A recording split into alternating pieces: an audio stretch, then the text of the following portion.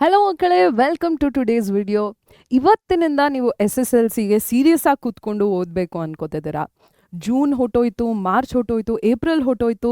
But ಇವತ್ತಿಂದ ನಾನು ಶ್ರದ್ಧೆಯಿಂದ ಓದ್ಕೋತೀನಿ. SSLCಯಲ್ಲಿ ನಾನು 625 ಪಡಿಲೇಬೇಕು ಅನ್ನೋ ಒಂದು ಧ್ಯೇಯ, ಅನ್ನೋ ಒಂದು ಗುರಿ ನಿಮಗೆ ಇದ್ದರೆ ಈ ವಿಡಿಯೋನ ತಪ್ಪದೆ ಕೊನೆವರೆಗೂ ನೋಡಿ. ಯಾಕಂದರೆ ಇವತ್ತಿನಿಂದ ನೀವು SSLCಗೆ ತಯಾರಿ ಮಾಡಬೇಕು ಅಂದರೆ ಯಾವ್ಯಾವ ವಿಷಯನ ನೀವು ತಲೆಯಲ್ಲಿ ಇಟ್ಕೋಬೇಕು, ಯಾವ್ಯಾವ ವಿಷಯದ ಮೇಲೆ ಗಮನ ಕೊಡಬೇಕು ಅಂತ ನಾನು ಕೊನೆವರೆಗೂ ಹೇಳ್ತೀನಿ.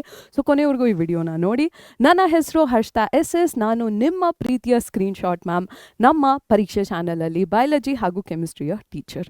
ಓಕೆ ಮಕ್ಕಳ, ತಡ ಮಾಡದೆ ಈ ವಿಡಿಯೋನ ಸ್ಟಾರ್ಟ್ ಮಾಡ್ಕೊಳ್ಳೋಣ. First of all, are you starting from today? ಮುಂಚೆ ನಾನು ಏಪ್ರಿಲಲ್ಲಿ ಅಂದ್ಕೊಂಡೆ ಮ್ಯಾಮ್ ನಾನು ಮೇಯಲ್ಲಿ ಓದ್ತೀನಿ ಅಂತ. ಮೇಯಲ್ಲಿ ಅಂದ್ಕೊಂಡೆ ಜೂನಲ್ಲಿ ಓದೋಣ ಮಗ, ಏನಕ್ಕೆ ಇನ್ನೂ ಟೈಮ್ ಇದೆ ಅಲ್ವಾ ಅಂತ. ಜೂನಲ್ಲಿ ಅಂದ್ಕೊಂಡೆ ಅವು ಜುಲೈ ಬರುತ್ತೆ ಅಲ್ವಾ, why am I varying, FA1 ಆದಮೇಲೆ ಸೀರಿಯಸ್ ಆಗ್ತೀನಿ ನಾನು ಅಂತ ಅಂದ್ಕೊಂಡೆ.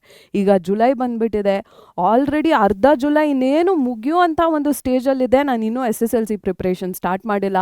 FA1 ಆಲ್ಮೋಸ್ಟ್ ಮುಗ್ದೋಯ್ತು, ಅಥವಾ ಎಷ್ಟೊಂದು ಜನಕ್ಕೆ ಇನ್ನೇನು ಬರ್ತಿದೆ, FA2 ಬರ್ತಿದೆ. ಅದಾಗಿದ ತಕ್ಷಣ SA1 ಬರುತ್ತೆ. ಈಗ ಟೆನ್ಷನ್ ಹತ್ಕೋತಿದೆ, ಏನು ಮಾಡಲಿ ನಾನು ಅಂತ ನಿಮಗೆ ಅನ್ನಿಸ್ತಿದ್ರೆ this is the right video for you. Why? And first of all, ನಿಮಗೂ ಕೂಡ ಇದೇ ರೀತಿ ಅನ್ನಿಸ್ತಿದ್ರೆ, ನೀವು ಇದೇ ಸಿಚುವೇಶನಲ್ಲಿ ಇದ್ದೀರಾ ಅಂದರೆ ಗೋ ಹೆಡ್ ಕೆಳಗಿರುವಂಥ ಕಾಮೆಂಟ್ ಸೆಕ್ಷನಲ್ಲಿ ಮೀ ಅಂತ ಕಾಮೆಂಟ್ ಮಾಡಿ. ಏನಕ್ಕೆ? ಬಿಕಾಸ್ ನಿಮ್ಮದೇ ರೀತಿ ಎಷ್ಟೊಂದು ಜನ ಸ್ಟೂಡೆಂಟ್ಸ್ ಪ್ಯಾನಿಕ್ ಆಗ್ತಿರ್ತಾರೆ. ಅವ್ರಿಗೂ ಕೂಡ ಸ್ವಲ್ಪ ರಿಯಶ್ಯೂರೆನ್ಸ್ ಸಿಕ್ದಂಗೆ ಆಗುತ್ತೆ. ಓ, ನಾನು ಒಬ್ಬಳೇ ದೋಣಿಯಲ್ಲಿಲ್ಲ, ನನ್ನ ಜೊತೆ ಇನ್ನೊಂದು 5, 10, 13 ಜನ ಕೂಡ ದೋಣಿಯಲ್ಲಿದ್ದಾರೆ ಅಂತ ಅನ್ನಿಸ್ದಾಗ ಯಾವುದೋ ಒಂದು ರೀತಿ ಭರವಸೆ. ನಾವು ಕೆಳಗೆ ಬೀಳ್ಬೇಕಾದ್ರೆ ನಮಗೆ ಭಯ ಆಗಲ್ಲ, ಆಯಿತಾ? ಐ ಮೀನ್, ಒಬ್ಬರೇ ಕೆಳಗೆ ಬಿದ್ದಾಗ ಮಾತ್ರ ಜಾಸ್ತಿ ಭಯ ಆಗುತ್ತೆ. ನಮ್ಮ ಜೊತೆ ಇನ್ನೊಂದು 4-5 ಜನ ಕೂಡ ಕೆಳಗೆ ಬಿದ್ದರೆ, ಓ ನಾನು ಒಬ್ಬಳೇ ಅಲ್ಲ ಅಲ್ವಾ, ನನ್ನ ಜೊತೆನೂ ಬೀಳ್ತಿದ್ದಾರೆ ಅಂದ್ಕೊಂಡು ಒಂದು ಕೆಟ್ಟ ಭರವಸೆ ಬರುತ್ತೆ. ಓಕೆ, ಸೊ ಅದೇ ರೀತಿ ಬೇರೆ ಮಕ್ಕಳಿಗೂ ಕೂಡ ಒಂದು ಭರವಸೆ ಸಿಗಲಿ, ಓ ನಾನು ಒಬ್ಬಳೇ ಅಲ್ಲ ಅಂತ ಅನ್ನಿಸ್ತಿದೆ, ನಾನು ಒಬ್ಬನೇ ಅಲ್ಲ ಅಂತ ಅನಿಸಿದ್ರೆ ಒಳ್ಳೆಯದಾಗುತ್ತೆ. ಸೊ ದಯವಿಟ್ಟು ಕೆಳಗೆ ಹೋಗಿ ಕಾಮೆಂಟ್ ಸೆಕ್ಷನಲ್ಲಿ ಮೀ ಅಂತ ಕಾಮೆಂಟ್ ಮಾಡಿ. Okay next, it's okay, it's not too late. First of all ಇದನ್ನು ಮೇಜರ್ ಆಗಿ ಅರ್ಥ ಮಾಡ್ಕೊಳ್ಳಿ. It's okay. ಎಷ್ಟೊಂದು ಜನಕ್ಕೆ ಈ ರಿಯಲೈಸೇಷನ್ ಇದೆ ಅಲ್ವಾ, ದಟ್ ನಾನು SSLCನ ಸೀರಿಯಸ್ ಆಗಿ ತೊಗೋಬೇಕು, ಸೀರಿಯಸ್ ಆಗಿ ಓದಬೇಕು ಅನ್ನೋ ಒಂದು ಏನಂತಾರೆ, ಬುದ್ಧನಿಗೆ ಬೋಧಿ ವೃಕ್ಷದ ಕೆಳಗೆ ಕೂತಾಗ ಎನ್ಲೈಟನ್ಮೆಂಟ್ ಆಯ್ತಂತೆ. ಆ ಎನ್ಲೈಟನ್ಮೆಂಟು ಎಷ್ಟೊಂದು ಜನಕ್ಕೆ ಮುಂದಿನ ವರ್ಷ ಜಾನ್ವರಿಗೆ ಆಗೋದು. ಯಾವಾಗ? ಪ್ರಿಪ್ರೇಟ್ರಿ ಎಕ್ಸಾಮ್ ಮುಗ್ದೋಗಿರತ್ತೆ, ಒಂದು 2ನೇ ಪ್ರಿಪ್ರೇಟ್ರಿ ಎಕ್ಸಾಮ್ ಬರ್ತಿರತ್ತೆ, ಆವಾಗ ಜಾನ್ವರಿಯಲ್ಲಿ ಎದ್ದೊಳ್ತಾರೆ. ಆ ಬೋಧನೆ ಅಲ್ಲ, ಎನ್ಲೈಟನ್ಮೆಂಟ್ ಆಗತ್ತೆ ಅಲ್ವಾ ಆ ಮಕ್ಕಳಿಗೆ, ಅದು ನಿಮಗೆ ಈಗಲೇ ಆಗಿದೆ, ಒಳ್ಳೆಯದು. So you are already ahead. So ಬೇಜಾರು ಮಾಡ್ಕೋಬೇಡಿ, ಭಯ ಪಟ್ಕೋಬೇಡಿ. It is definitely not too late. You can still do it. You can still aim for 625. You can easily aim for 625. It's not going to be a big deal. ಆರಾಮಾಗಿ 625ನ ನೀವು ತೆಗಿಬಹುದು.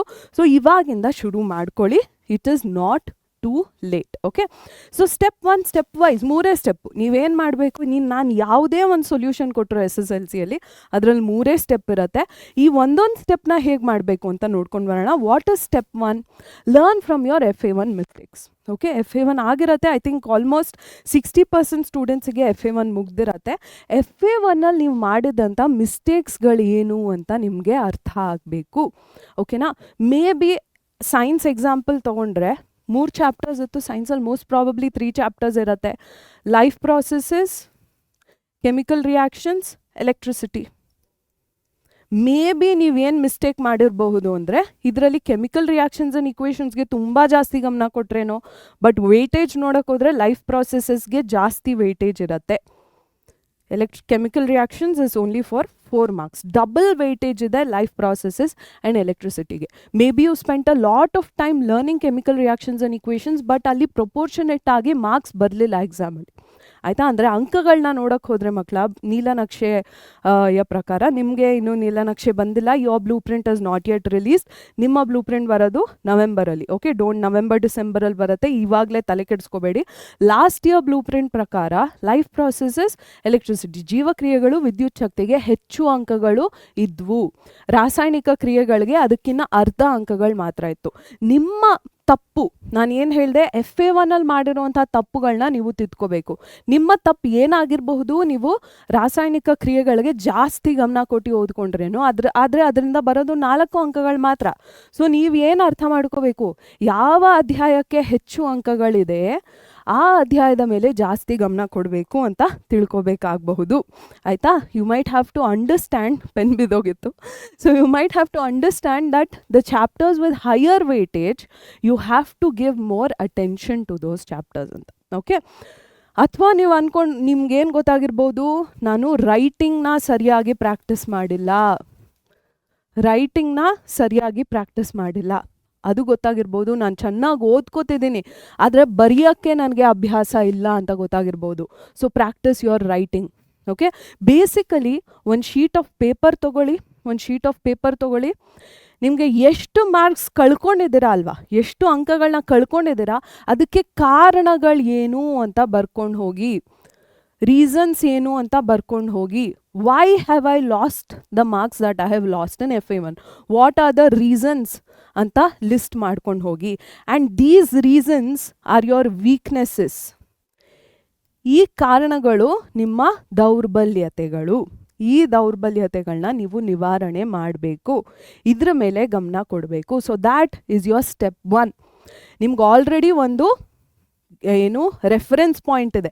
ಆ reference ಪಾಯಿಂಟ್ನ ಯೂಸ್ ಮಾಡ್ಕೊಳ್ಳೋದು ನಿಮ್ಮ step 1. ಆ reference point ಬಂದು ನಿಮ್ಮ FA1 ಆಗಿರುತ್ತೆ. Next, text book is your best friend. ನೀವು ಯಾವುದೇ ಶಾರ್ಟ್ಕಟ್ನ ಯೂಸ್ ಮಾಡೋಕ್ಕೆ ಹೋದ್ರೂ ಅದು ಉಲ್ಟಾ ಹೊಡೆಯುತ್ತೆ ನಿಮಗೆ. ನಾನು ಲಾಸ್ಟ್ ಮೂಮೆಂಟಲ್ಲಿ ಪಾಸಿಂಗ್ ಪ್ಯಾಕೇಜ್ ಓದ್ಬಿಡ್ತೀನಿ, ಲಾಸ್ಟ್ ಮೂಮೆಂಟಲ್ಲಿ ಅದು ಓದ್ಬಿಡ್ತೀನಿ, ಇದು ಓದ್ಬಿಡ್ತೀನಿ, ಅದು ಗೂಗ್ಲಿ ಬೀಳತ್ತೆ ಮಕ್ಕಳ. ಲಾಸ್ಟ್ ಇಯರ್ ಬಿತ್ತು ನಿಮ್ಮ ಸ್ಟೂಡೆಂಟ್ಸಿಗೆ, ನಿಮ್ಮ ಸೀನಿಯರ್ಸಿಗೆ. ಹಿಂದಿ ಮಾರ್ಕ್ಸೇ ತೆಗೆದುಬಿಟ್ರು, ಲಾಸ್ಟಲ್ಲಿ ಕೊಟ್ಟರು, ಏನೇನೋ ಆಯಿತು. ಆ ಟೆನ್ಷನ್ನ ನೀವು ಹೇಗೆ ಓವರ್ಕಮ್ ಮಾಡಬಹುದು? ಇವಾಗಲಿಂದಾನೇ ಶ್ರದ್ಧೆಯಿಂದ, ನಿಷ್ಠೆಯಿಂದ ಟೆಕ್ಸ್ಟ್ ಬುಕ್ ಓದಿದ್ರೆ ಅದು ಯಾವುದೇ ಗೂಗ್ಲಿ ಬಿದ್ದರೂ ನಿಮಗೆ ಲಾಸ್ಟ್ ಮೂಮೆಂಟಲ್ಲಿ ನೀವು ನಡ್ಗಲ್ಲ. ಯಾಕೆ? ನಿಮ್ಮ ಫೌಂಡೇಶನ್ ಗಟ್ಟಿಯಾಗಿರುತ್ತೆ. ಯಾವ ಮನೆ ಗಟ್ಟಿಯಾಗಿ ನಿಂತ್ಕೊಳ್ಳೋದು ಹೇಳಿ? ಯಾವುದೇ ತೂಫಾನ್ ಬಂದರು, ಸುನಾಮಿ ಬಂದರು, ಯಾವ ಮನೆ ಗಟ್ಟಿಯಾಗಿ ನಿಂತ್ಕೊಳ್ಳೋದು ಹೇಳಿ? ಯಾವುದರ ಬುಡ ಗಟ್ಟಿ ಇರುತ್ತೆ ಅಲ್ವಾ, ಆ ಮನೆ ಗಟ್ಟಿಯಾಗಿ ನಿಂತ್ಕೊಳ್ಳುತ್ತೆ. ಅದೇ ರೀತಿ ನಿಮ್ಮ ಫೌಂಡೇಶನ್ ಸ್ಟ್ರಾಂಗ್ ಇರಬೇಕು. How is that going to happen? If you study textbook properly. Textbook has to become your best friend. ಇವತ್ತಿಂದಾನೇ ಓದಿ, ಪಠ್ಯ ಪುಸ್ತಕದಿಂದ ಓದಿ. ಇದಕ್ಕಿಂತ ಒಳ್ಳೆ ವಿಚಾರನ ನಾನು ನಿಮಗೆ ಹೇಳಲಿಕ್ಕೆ ಸಾಧ್ಯ ಇಲ್ಲ. ಓಕೆ? 2.5 ಏನಕ್ಕೆ 2.5? ಬಿಕಾಸ್ ಇದು 2 ಸ್ಟೆಪ್ಪಿಗೆ ರಿಲೇಟೆಡ್ ಆಗಿದೆ. ಓಕೆ? ದಟ್ ಇಸ್ ವೈ 2.5 ಅಂತ ಹಾಕಿದ್ದೀನಿ. ಏನಿದು? ಟೆಕ್ಸ್ಟ್ ಬುಕ್ನ ನೀವು ಸರಿಯಾಗಿ ಓದಬೇಕು ಅಂದರೆ ನೀವು ಒಂದು ಡೈಲಿ ರುಟೀನ್ನ ಫಿಕ್ಸ್ ಮಾಡ್ಕೋಬೇಕು. ಈಗ ನಾನು ಅನ್ಕೋಬೋದು ಇವತ್ತು ನಾನು ಟೆಕ್ಸ್ಟ್ ಬುಕ್ ಓದ್ಬಿಡ್ತೀನಿ ಅಂತ, ಆದರೆ ನಾಳೆ ಕೂಡ ಟೆಕ್ಸ್ಟ್ ಬುಕ್ನ ಓದೋಕ್ಕೆ ನನಗೆ ಸ್ಟ್ರೆಂತ್ ಇರಬೇಕು. How is that going to happen? If I build a proper study routine. ಒಂದು proper timetable, realistic timetable. ಎಲ್ಲರೂ ಟೈಮ್ ಟೇಬಲ್ ಹಾಕೋತಾರೆ, ನಾನು ದಬಾಕ್ತಿದ್ದೆ ಟೈಮ್ ಟೇಬಲ್ನ ನಿಮ್ಮ ವಯಸ್ಸಲ್ಲಿದ್ದಾಗ. ಆ ಟೈಮ್ ಟೇಬಲ್ ಹಾಕ್ಬಿಟ್ಟು ಫ್ರಿಜ್ ಮೇಲೆ ಅಂಟಿಸು, ಈ ಟೈಮ್ ಟೇಬಲ್ ಹಾಕ್ಬಿಟ್ಟು ವಾರ್ಡ್ರೋಬ್ ಮೇಲೆ ಅಂಟಿಸು. ಫಾಲೋ ಯಾವುದನ್ನು ಮಾಡ್ತಿರ್ಲಿಲ್ಲ. ಓಕೆ? ಸೊ ಯಾವ ಟೈಮ್ ಟೇಬಲ್ನ ಫಾಲೋ ಮಾಡ್ತೀರಾ, ಯಾವುದು ರಿಯಲಿಸ್ಟಿಕ್ ಆಗಿ ಇರುತ್ತೆ, ಯಾವುದನ್ನ ಫಾಲೋ ಮಾಡ್ಲಿಕ್ಕೆ ಆಗತ್ತೆ, ಅವನ್ನ ನೀವು ಫಾಲೋ ಮಾಡ್ತೀರಾ. So you have to build a realistic study routine. ಒಂದು ನೈಜವಾದ, ಸುಸ್ಥಿರವಾದ ಒಂದು ಅಧ್ಯಯನ ದಿನಚರಿನ ನೀವು ಬೆಳೆಸ್ಕೋಬೇಕು. ಇದಕ್ಕೆ ಪರೀಕ್ಷೆಯಲ್ಲಿ ಆಲ್ರೆಡಿ ಒಂದು ಸೊಲ್ಯೂಷನ್ನ ಕೊಟ್ಟಿದ್ದೀವಿ. What is this? ನಾನು 6 ಸಬ್ಜೆಕ್ಟ್ಸ್ನು ಡೈಲಿ ಹೇಗೆ ಸ್ಟಡಿ ಮಾಡಬಹುದು ಅಂತ ಈ ಒಂದು ವಿಡಿಯೋನ ಮಾಡಿದ್ದೀನಿ. 6 ವಿಷಯಗಳನ್ನ ದೈನಿಕವಾಗಿ ನೀವು ಹೇಗೆ ಅಧ್ಯಯನ ಮಾಡ್ಬೋದು ಅಂತ ಈ ಒಂದು ವಿಡಿಯೋನ ಮಾಡಿಟ್ಟಿದ್ದೀನಿ. ಹಾಗೂ ಇಲ್ಲಿ daily time table for SSLC. ಆಯಿತಾ? Daily time table for SSLC ಈ ವಿಡಿಯೋನ ಕೂಡ ಮಾಡಿದ್ದೀನಿ. ಇದರಲ್ಲಿ ನಾನು ನೀವು 3 ಅವರ್ನ ಸ್ಪೆಂಡ್ ಮಾಡಿ, ಕೇವಲ 3 ಗಂಟೆಗಳನ್ನ ನೀವು ಖರ್ಚು ಮಾಡಿ ಹೇಗೆ SSLCಯಲ್ಲಿ 625ಕ್ಕೆ 625ನ ಸ್ಕೋರ್ ಮಾಡ್ಬೋದು ಅಂತ ಹೇಳಿದ್ದೀನಿ. ಈ ವಿಡಿಯೋದಲ್ಲಿ ಆ್ಯಕ್ಚುಲಿ ಈಗ ಹೋಗಿ ಕಾಮೆಂಟ್ ನೋಡಿದ್ರೆ, ಮ್ಯಾಮ್ ನಾನು ಆಲ್ರೆಡಿ ಜೂನಿಗೆ ಬಂದುಬಿಟ್ಟಿದ್ದೀನಿ, ಈ ವಿಡಿಯೋ ಇನ್ನೂ ಅಪ್ಲಿಕೇಬಲ್. ಡೆಫಿನೆಟ್ಲಿ ನೀವು ನೆಕ್ಸ್ಟ್ ಇಯರ್ ಜಾನ್ವರಿಗೆ ಹೋಗಿ ನೋಡಿದ್ರೂ ಕೂಡ ಈ ವಿಡಿಯೋ ಅಪ್ಲಿಕೇಬಲ್ ಇರುತ್ತೆ. ಇದರಲ್ಲಿ ಹೇಳಿರುವಂಥ ಟೆಕ್ನಿಕ್ನ ನೀವು till the end of your board exam you can utilise this technique. Okay? So go watch these videos. ಇದರ ಲಿಂಕ್ಸ್ ನಿಮಗೆ ಕಾಮೆಂಟ್ ಸೆಕ್ಷನಲ್ಲಿ ನಾನು ಕೊಟ್ಟಿರ್ತೀನಿ. Okay? Go watch these videos. ಲಾಸ್ಟಲ್ಲಿ step 3, what is that? Practice. ನೀವು ಎಷ್ಟೇ ಓದಿದ್ರೂ ಅದನ್ನು ಪ್ರಾಕ್ಟೀಸ್ ಮಾಡಲಿಲ್ಲ ಅಂದರೆ ಪ್ರಯೋಜನ ಇಲ್ಲ. ಟೆಕ್ಸ್ಟ್ ಬುಕ್ನ ಎಷ್ಟೇ ಸತಿ ಓದಿದ್ರೂ ನನಗೆ PYQsನ ಸಾಲ್ವ್ ಮಾಡೋವರೆಗೂ, LBAsನ ಸಾಲ್ವ್ ಮಾಡೋವರೆಗೂ ನನಗೆ ಲೈಫ್ ಪ್ರಾಸೆಸಸ್ಸಲ್ಲಿ ನ್ಯೂಟ್ರಿಷನ್ ಗೊತ್ತಿಲ್ಲ ಅಂತ ನನಗೆ ಗೊತ್ತೇ ಆಗೋದಿಲ್ಲ. ನಾನು ಅನ್ಕೋತೀನಿ ನ್ಯೂಟ್ರಿಷನ್ನ 4 ಸತಿ ಓದಿದ್ದೀನಿ ನಾನು ಟೆಕ್ಸ್ಟ್ ಬುಕ್ಕಲ್ಲಿ, ನನಗೆ ಗೊತ್ತು ಅಂತ ಅನ್ಕೋತೀನಿ. ಆನ್ಸರ್ನ ಅಲ್ಲಿ ಕ್ವೆಶನ್ಸ್ನ ಸಾಲ್ವ್ ಮಾಡಿದಾಗ ಗೊತ್ತಾಗುತ್ತೆ, ಅಯ್ಯೋ ನನಗೆ ಫೋಟೋಸಿಂಥಿಸಿಸ್ದು ಸ್ಟೆಪ್ಸೇ ನೆನಪಿಲ್ಲ ಭಗವಂತ ಅಂತ. ಸೊ ಆ ರಿಯಾಲಿಟಿ ಚೆಕ್ ಯಾವಾಗ ಆಗುತ್ತೆ? When you practice. What are you going to use for practice? Free resources. LBA free, ನಿಮ್ಮ ಬೋರ್ಡು LBAನ ಫ್ರೀಯಾಗಿ ಕೊಟ್ಟಿದ್ದಾರೆ. LBA ಹೊಸದಾಗಿ ರಿಲೀಸ್ ಮಾಡ್ತಾರಾ? ಇಲ್ಲ. ಯಾವುದೇ ರೀತಿ ಹೊಸ LBA ಕೊಡ್ತೀನಿ ಅಂತ ನಿಮ್ಮ ಬೋರ್ಡ್ ಹೇಳಿಲ್ಲ. ಸೊ ಮತ್ತೆ ಬಂದ್ಬಿಟ್ಟು 2027 LBA ಎಲ್ಲಿದೆ ಅಂತ ಕೇಳಬೇಡಿ. ಇದೊಂದೇ LBA ಇರೋದು, ಆಲ್ರೆಡಿ ಕೊಟ್ಟಿದ್ದಾರೆ ಬೋರ್ಡ್ ಅವರು, ಇದನ್ನೇ ಯೂಸ್ ಮಾಡ್ಕೊಳ್ಳಿ. PYQs, previous year questions. Sorry, really sorry. PYQs ಅಂದರೆ ಹಿಂದಿನ ವರ್ಷದ ಪ್ರಶ್ನೆಗಳು. ಇದನ್ನು ಬಳಸ್ಕೊಳ್ಳಿ. ಟೆಕ್ಸ್ಟ್ ಬುಕ್ನ ಬಳಸ್ಕೊಳ್ಳಿ. ಎಕ್ಸಸೈಸಸ್ ಇರುತ್ತೆ ಟೆಕ್ಸ್ಟ್ ಬುಕ್ಕಲ್ಲಿ. ಇಂಟೆಕ್ಸ್ ಕ್ವೆಶನ್ಸ್, ಎಕ್ಸಸೈಸ್ ಕ್ವೆಶನ್ಸ್ ಅಂದರೆ ಪಠ್ಯಪುಸ್ತಕದ ಅಧ್ಯಾಯದ ಮಧ್ಯದಲ್ಲಿರುವಂತಹ ಪ್ರಶ್ನೆಗಳು, ಅಭ್ಯಾಸ ಪ್ರಶ್ನೆಗಳು. ಇದೆಲ್ಲ ಉಚಿತವಾಗಿ ಸಿಗುವಂತಹ ಸಂಪನ್ಮೂಲಗಳು, ಫ್ರೀ ರಿಸೋರ್ಸಸ್. ಗೋ ಯೂಟಿಲೈಸ್ ದೆಮ್. ಎಲ್ಲಿ ಸಿಗತ್ತೆ ಇವೆಲ್ಲ? ನಿಮ್ಮ ಬ್ಯಾಚಿಗೆ ಎಲ್ಲಿ ಸಿಗತ್ತೆ ಇವೆಲ್ಲ? First of all LBA updated ಇಲ್ಲ. ಮತ್ತೆ ಹೇಳ್ತಿದ್ದೀನಿ, ತುಂಬ ಸತಿ ಪ್ರಶ್ನೆ ಕೇಳಿದ್ದೀರಾ. ಹೊಸ LBA ಬರಲ್ಲ, ಬಂದು ಇಲ್ಲ. ಬರಂಗಿದ್ರೆ ನಾವೇ ನಿಮ್ಗೆ ಹೇಳ್ತೀವಿ. ಇರೋ LBAನೇ ಯೂಸ್ ಮಾಡಬೇಕು.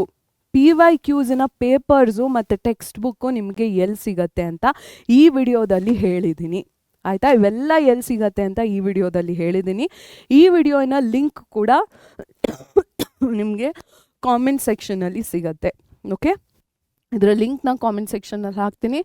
ಓದಿದ್ದಂಗೆ ಪ್ರಾಕ್ಟೀಸ್ ಮಾಡಬೇಕು. ಈ ವಿಡಿಯೋನ ನೋಡಿದ್ರೆ, ಈ 2 ವಿಡಿಯೋನ ನೋಡಿದ್ರೆ ನಾನು ಹೇಳಿದ್ದೀನಿ, ಸ್ಟಡಿಗೆ ಒಂದು ಸ್ಲಾಟ್ ಕೊಡ್ತೀನಿ, ಪ್ರಾಕ್ಟೀಸಿಗೆ ಒಂದು ಸ್ಲಾಟ್ ಕೊಡಬೇಕು, ಆಯಿತಾ? ಅಧ್ಯಯನಕ್ಕೆ ಎಷ್ಟು ನೀವು ಗಮನ ಕೊಡ್ತೀರೋ ಅಭ್ಯಾಸಕ್ಕೆ ಕೂಡ ಅಷ್ಟು ಗಮನ ಕೊಡಬೇಕು. 2 ವಿಡಿಯೋದಲ್ಲಿ ಅದನ್ನೇ ಹೇಳಿದ್ದೀನಿ. ಸೊ ಅಧ್ಯಯನ ಮಾಡಿದ ಮೇಲೆ ಅಭ್ಯಾಸ ಮಾಡಬೇಕು. ಅಭ್ಯಾಸಕ್ಕಾಗಿ ಏನೇನು ಬೇಕೋ ಅದು ಎಲ್ಲಿ ಸಿಗತ್ತೆ ಅಂತ ಈ ವಿಡಿಯೋದಲ್ಲಿ ಹೇಳಿದ್ದೀನಿ, ಹೋಗಿ ಇದನ್ನು ವಾಚ್ ಮಾಡಿ. Okay, so this was the main thing for you. ಇವತ್ತಿಂದ ಸ್ಟಾರ್ಟ್ ಮಾಡ್ತಿದ್ರೆ SSLCಗೋಸ್ಕರ ಓದ್ಕೊಳ್ಳೋದನ್ನು ನೀವು ಈ 3 ಸ್ಟೆಪ್ಸ್ನ ಫಾಲೋ ಮಾಡಬೇಕಾಗತ್ತೆ. ಸೊ ಇದೇ ರೀತಿ ಬೇರೆ ಯಾವುದಾದ್ರೂ ನಿಮಗೆ SSLC ರಿಲೇಟೆಡ್ ಟಿಪ್ಸ್ ಬೇಕು, ಟ್ರಿಕ್ಸ್ ಬೇಕು, ವಿಡಿಯೋಸ್ ಬೇಕು ಅಂದರೆ ಕೆಳಗಿರುವಂಥ ಕಾಮೆಂಟ್ ಸೆಕ್ಷನಲ್ಲಿ ಮೆನ್ಷನ್ ಮಾಡಿ, ಅದ್ರ ಬಗ್ಗೆ ವಿಡಿಯೋ ಮಾಡಲಿಕ್ಕೆ ನಾನು ಪ್ರಯತ್ನ ಪಡ್ತೀನಿ. Thank you so much for joining today's video. I'll see you in the next one.